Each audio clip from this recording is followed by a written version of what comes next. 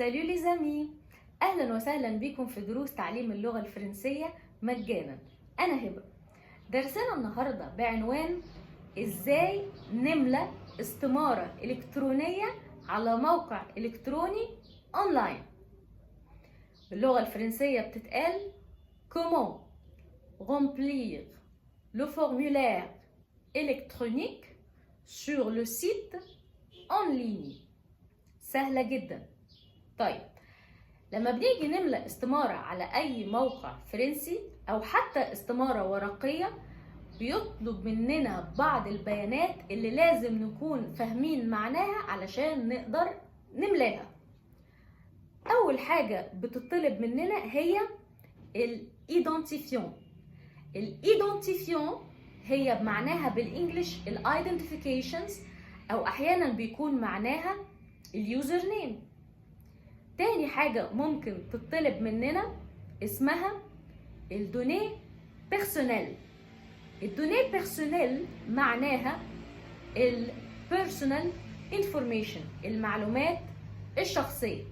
طيب، ودول هناخد عليهم مثال في الفيديو ده.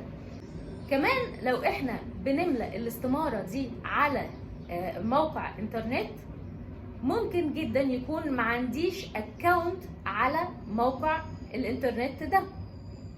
طيب، لو انا ما عنديش اكاونت هلاقي مكتوب عليه pas encore de compte، يعني هل انت ما عندكش حساب؟ no account yet. طيب، في الحالة دي انا هبقى مضطرة ان انا اعمل حساب جديد. فلما اعمل حساب جديد انا بعمل كده s'inscrire. s'inscrire يعني يعمل حساب جديد. طيب، لو انا عندي حساب اوريدي، هرد اقول ايه؟ هبدا اتعامل مع الموقع على اساس ايه؟ على اساس سو كونكتي. يعني انا عندي ايدنتيفيون، عندي يوزر نيم، عندي باسورد، هدخلهم وابدا اسو كونكتي، ابدا افتح الاكونت بتاعي ده على هذا الموقع الالكتروني. طيب، يعني ايه كلمة ايميل؟ كلمة ايميل من الحاجات اللي الاستمارة هتبقى طالباها مننا، اللي هي كلمة كورييه. كورييه باللغة الفرنسية يعني ايميل، بنقول كورييه. تمام. طيب، من اول الحاجات اللي الموقع هيسألني عليها هي الاسم. الاسم في اللغة الفرنسية في بس ملحوظة ناس كتير بتتلخبط فيها، بنلاقيهم كاتبين نو وبرينو.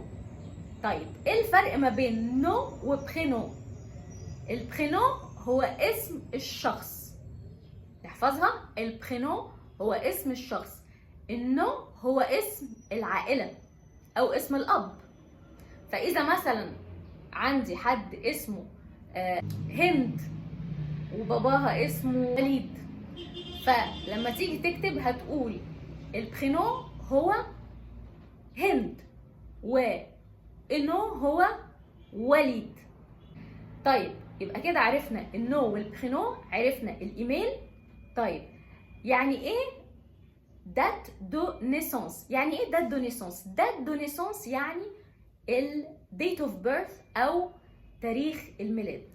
طيب، يعني ايه تاريخ الميلاد؟ يعني دات دو نيسانس. يعني ايه اللغات اللي انت بتتحدثها؟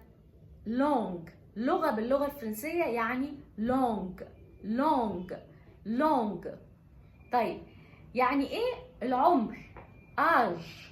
يعني ايه الجنسية؟ ناسيوناليتي. طيب، يعني ايه الباسورد؟ الباسورد بنسميها باللغة الفرنسية المو دو باس. اختصارا بنسميها المود باس. طيب، لو انا ناسي الباسورد بتاعي، ساعتها هقول مود باس